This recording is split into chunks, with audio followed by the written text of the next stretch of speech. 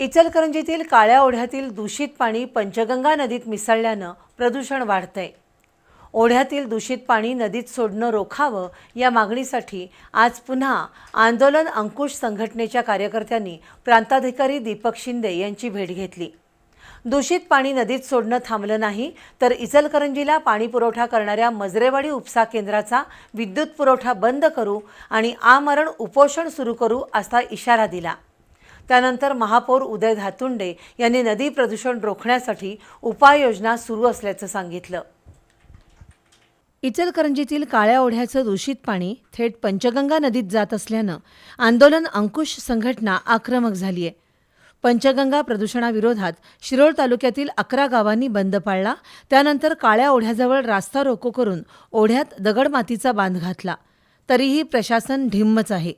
त्यामुळे आज पुन्हा आंदोलन अंकुश संघटनेच्या कार्यकर्त्यांनी प्रांताधिकारी दीपक शिंदे यांची भेट घेतली। यापुढे प्रशासनाच्या कोणत्याही बैठकीला उपस्थित राहणार नाही। काळ्या ओढ्यातून नदीत मिसळणारं दूषित पाणी रोखावं, अन्यथा 1 मे रोजी इचलकरंजीला पाणी पुरवठा करणाऱ्या मजरेवाडीत उपसा केंद्राजवळ शिरोळ तालुक्यातील ग्रामस्थ आमरण उपोषण सुरू करतील आणि उपसा केंद्राचा विद्युत पुरवठा खंडित करतील असा इशारा दिला। प्रांताधिकारी शिंदे यांनी कार्यकर्त्यांची समजूत काढण्याचा प्रयत्न केला, मात्र आंदोलन अंकुशचे कार्यकर्ते भूमिकेवर ठाम राहिले। त्यानंतर या कार्यकर्त्यांनी इचलकरंजी महापालिकेचे अतिरिक्त आयुक्त सुषमा शिंदे यांची भेट घेऊन 1 मेच्या आंदोलनाचा इशारा दिला।